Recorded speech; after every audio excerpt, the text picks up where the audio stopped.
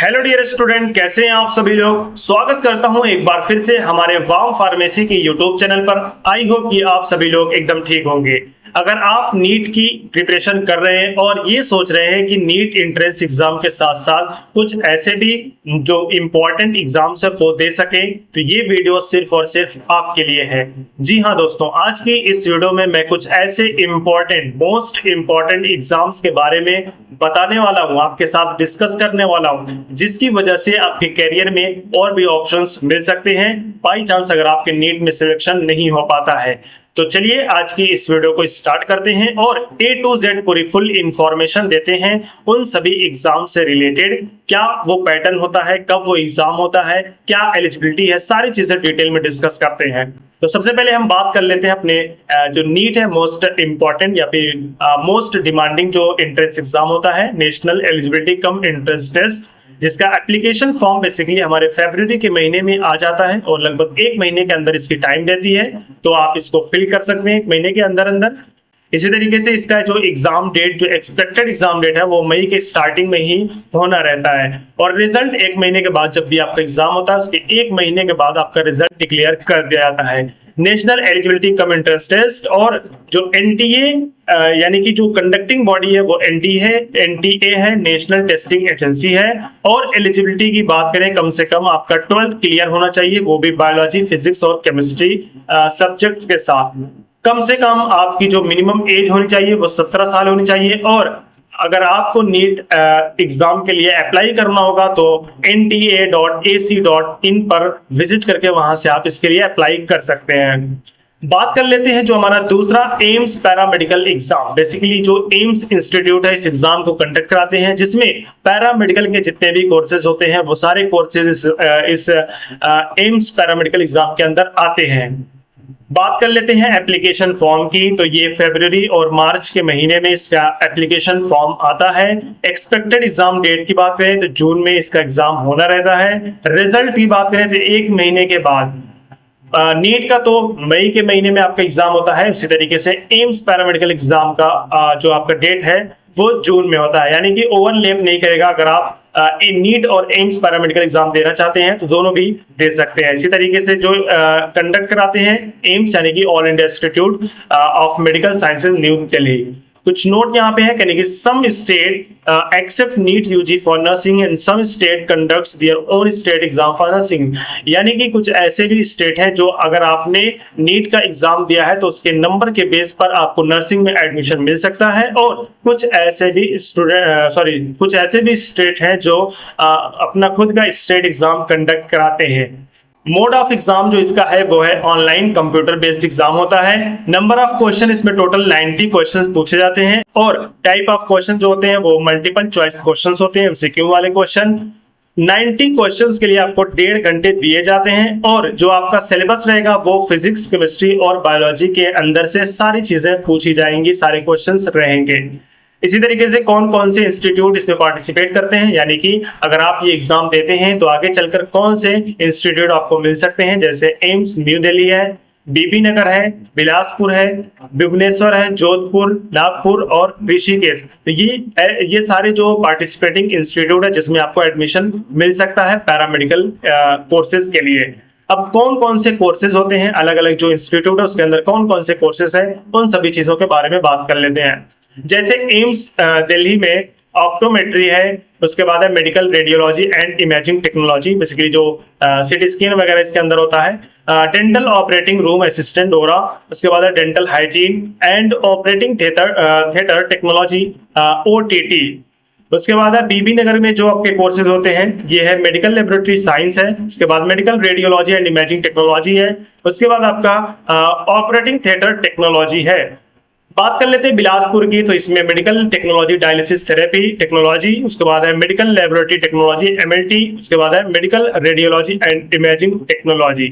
उसी तरीके से आपका जो भुवनेश्वर है और जोधपुर है, उसी तरीके से आपका नागपुर, यानी कि ये सारे कोर्सेज आपको देखने को मिल सकते हैं आफ्टर पैरामेडिकल। यानी कि अगर आपने पैरामेडिकल का एग्जाम दे रखा है उसके बाद आप इन सभी कोर्सेज में आप अपना फ्यूचर बना सकते हैं, अपना कैरियर बना सकते हैं। अब हम बात कर लेते हैं जो हमारा तीसरे नंबर पे जो एग्जाम है जिसका नाम है आइजर, जिसको कहा जाता है Indian institute of sciences education and research. Application form की बात करें तो ये अप्रैल और मई के महीने के बीच में, यानी कि अप्रैल के लास्ट में ही आपका जो एप्लीकेशन फॉर्म है वो रिलीज कर दिया जाता है और 1 महीने की टाइम रहती है इसको फिल करने के लिए। एक्सपेक्टेड डेट की बात करें तो लगभग वही जून है, यानी कि जो आपका एम्स पैरामेडिकल एग्जाम होता है उसके आगे पीछे ही इसका भी एग्जाम होता है। रिजल्ट की बात करें तो 1 महीने के बाद आपका रिजल्ट डिक्लेयर कर दिया जाता है। वेबसाइट कौन सी है तो aizeradmission.in पर विजिट करके इस जो हमारा एंट्रेंस एग्जाम है उसके लिए अप्लाई कर सकते हैं। ये भी ऑनलाइन एक एग्जाम है, यानी कि ऑनलाइन बेस पर एग्जाम होता है, कंप्यूटर बेस्ड पर। यहाँ पर कुछ डिटेल्स दी गई हैं, कुछ एलिजिबिलिटी है, क्या है कह रहे हैं कि इंडियन नेशनल, यानी कि जो एप्लीकेंट्स है वो इंडियन होना चाहिए उसकी नेशनलिटी, और आपका क्लास 12 जो है वो क्लियर होना चाहिए। कौन कौन से सब्जेक्ट से, आपका सब्जेक्ट्स जो होगा बायोलॉजी होगा, केमिस्ट्री होगा, मैथमेटिक्स और फिजिक्स, इन सभी सब्जेक्ट से आपका 12th क्लियर होना चाहिए, तभी आप इसके लिए आइजर के लिए एलिजिबल रहेंगे।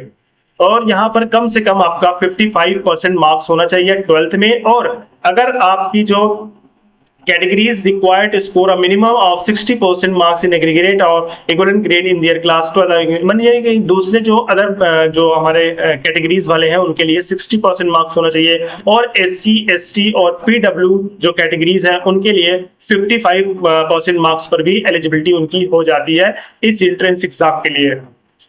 नाउ 4th नंबर पे जो हमारा है नेस्ट है, ये भी बहुत ही पॉपुलर और बहुत ही इंपॉर्टेंट हमारा एंट्रेंस एग्जाम होता है, जिसका फुल फॉर्म होता है नेशनल एंट्रेंस स्क्रीनिंग टेस्ट। इसका जो एप्लीकेशन फॉर्म की डेट आती है वो अप्रैल और जून के महीने में आती है। एक्सपेक्टेड जो एग्जाम डेट है वो जून में है, और रिजल्ट लगभग आपका 1 महीने के बाद डिक्लेयर कर दिया जाता है। वेबसाइट की बात करें तो nestexam.in पर विजिट करके आप इस एंट्रेंस एग्जाम के लिए अप्लाई कर सकते हैं। मोड ऑफ एग्जाम ये भी ऑनलाइन बेस्ड पर ही एग्जाम होता है, कंप्यूटर बेस्ड पर ये एग्जाम होता है, कंडक्ट कराया जाता है। यहाँ पर कुछ डिटेल्स दी गई हैं, जैसे 5 ईयर जो इंटीग्रेटेड MSc प्रोग्राम है वो आपको डिग्री मिल सकती है। बायोलॉजी सब्जेक्ट है, केमिस्ट्री, मैथमेटिक्स एंड फिजिक्स। उसके बाद हम बात करते हैं एज लिमिट की। तो एज लिमिट क्या है, इसमें कोई भी एज लिमिट नहीं होती है। और दूसरी चीज ये कि कम से कम आपका जो 12th स्टैंडर्ड है वो कंप्लीट होना चाहिए 2023, 24 और 25 में, और वो भी रिकॉग्नाइज्ड बोर्ड से इंडिया के अंदर। 60% मार्क्स चाहिए इस एंट्रेंस एग्जाम्स के लिए, तभी आप जो है, और दूसरे जो SC ST या फिर जो दिव्यांगन कैंडिडेट्स होते हैं उनके लिए 55% मार्क्स होना कंपलसरी है हमारे जो 12th बोर्ड एग्जाम्स होते हैं उसके अंदर, तभी आप इस एंट्रेंस एग्जाम्स के लिए एलिजिबल होंगे। इसमें भी अलग अलग कोर्सेज आते हैं, अपने हिसाब से आप जो आपका फेवरेट कोर्स है वो चूज कर सकते हैं इसको क्रैक करने के बाद, इस एंट्रेंस एग्जाम को देने के बाद। नाउ हमारा 5th नंबर पर है MNS, यानी कि मिलिट्री नर्सिंग सर्विस। ये सिर्फ और सिर्फ फीमेल्स के लिए होती है, यानी कि सिर्फ गर्ल्स इस एंट्रेंस के लिए अप्लाई कर सकती हैं, और ये सिर्फ गर्ल्स के लिए कोर्सेज होता है, जिसमें एलिजिबिलिटी सबसे पहले यही है कि आप एक फीमेल कैंडिडेट होने चाहिए, और कम से कम आपका जो नीट है वो यानी कि आप नीट में अपीयर होने चाहिए, उसमें आपका नंबर होना चाहिए, शो होना चाहिए, वो सारी डिटेल इसमें दी जाती है, ये एलिजिबिलिटी होती है। और एज की बात करें तो 17 साल से 25 साल के बीच में आपकी एज होनी चाहिए, तभी आप इसके लिए एलिजिबल होंगे। कैसे अप्लाई करना है तो यहाँ पर वेबसाइट आपको गिवन है, इसमें आप विजिट करके आप MNS एंट्रेंस एग्जाम के लिए आप अप्लाई कर सकते हैं यहाँ से, इस वेबसाइट पर विजिट करने के बाद। इसमें कौन कौन से जो इंस्टीट्यूट हैं वो कौन कौन से कोर्सेज और कौन कौन से इंस्टीट्यूट कहां पर है उसके बारे में बात कर लेते हैं। जैसे नर्सिंग कोलकाता है, उसके बाद है INHS अश्विनी, न्यू दिल्ली है, लखनऊ है और बैंगलोर। ये सारे इंस्टीट्यूट जो पार्टिसिपेट करते हैं MNS के अंदर, तो आप इन सभी कॉलेजेस में आप नर्सिंग के लिए जो है वो अप्लाई कर सकते हैं, आप इसमें जा सकते हैं, अपने कोर्सेज चूज कर सकते हैं। नाउ हमारा जो 6th नंबर पर है CUET, मोस्ट इंपॉर्टेंट और नीट के बाद सबसे ज्यादा जो एंट्रेंस एग्जाम दिया जाता है वो CUET है, कॉमन यूनिवर्सिटी एंट्रेंस टेस्ट, जिसका फुल फॉर्म होता है। एप्लीकेशन फॉर्म की बात करें तो ये लगभग फरवरी मार्च के महीने में इसका एप्लीकेशन फॉर्म रिलीज किया जाता है, और 1 महीने का टाइम रहता है, अपने जो भी स्टूडेंट होते हैं, कैंडिडेट्स होते हैं, वो फिल कर सकते हैं इस एग्जाम को। एक्सपेक्टेड डेट जो होती है वो मई के महीने के अंदर जो है वो एग्जाम कंडक्ट कराए जाते हैं CUET के।